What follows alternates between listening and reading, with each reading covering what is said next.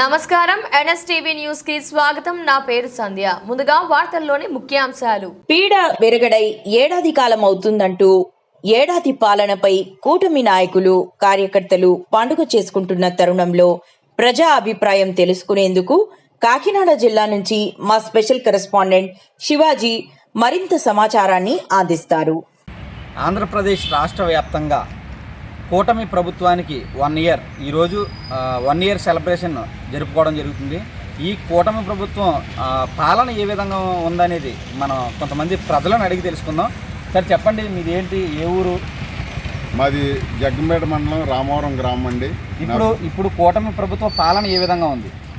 ఈరోజు పాలన చూసుకున్నట్లయితే పాలనంతా కూడా గత ప్రభుత్వం మీద ఎలా నిందలు వేయాలి, అందులో ఉన్నటువంటి నాయకుల్ని ఎలా గిరికించాలి, దీని మీద ఫోకస్ అంతా కూడా దీని మీద జరుగుతుంది. అభివృద్ధి చేసామని చెప్పుకుంటున్నారు కానీ ఎక్కడ అభివృద్ధి అయితే కనబట్టలేదు. ఏవో చిన్న చితక రోడ్లు మాత్రం వేశారు. అవి కూడా పూర్తి స్థాయిలో వేయకుండా కచ్చబచ్చ రోడ్లు వేయడం జరిగింది. దీన్నే అభివృద్ధి అని చెప్పుకుంటూ మరి ముందుకు సాగుతున్నారు.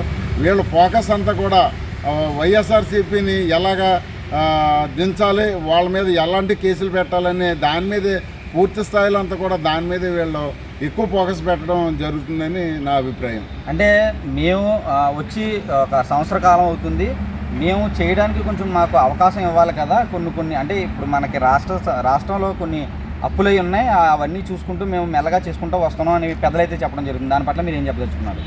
ఏమండి, అప్పులు ఉన్నాయి అవి ఉన్నాయి అంటే అప్పులు ఉన్నాయని ముందు తెలియదా? మరి సూపర్ 6 ఎలా ప్రకటించారు? అప్పులు ఉన్నాయని ఇలా తెలుసు కదా. జగన్ గారు అప్పులు చేశారని తెలుసు కదా. మరి అప్పులు చేశారని తెలుసుకుంటే మళ్ళీ వీళ్ళు సూపర్ 6 ఎందుకు పెట్టారు అంటే ప్రజల్ని మభ్యపెట్టి మాయ చేసి మసిపూసి మారేడుగా చేయాలనా? అప్పులు ఉన్నాయని తెలుసు, అప్పులు చేస్తున్నాడని మీరే అన్నారు. మరి ఇన్ని చెప్పి మరి ఈరోజు మళ్ళీ అప్పులు ఉన్నాయి, మేము సంపద సృష్టించాలి ఏంటండి ఇది? ఏంటి ఇప్పుడు ఇదంతా పక్కన పెట్టుకుంటే మన జగ్గంపేట నియోజకవర్గంలో స్థానిక ఎమ్మెల్యే జ్యోతుల నెహ్రూ గారు ఉన్నారు. వారి పరిపాలన ఏ విధంగా ఉంది?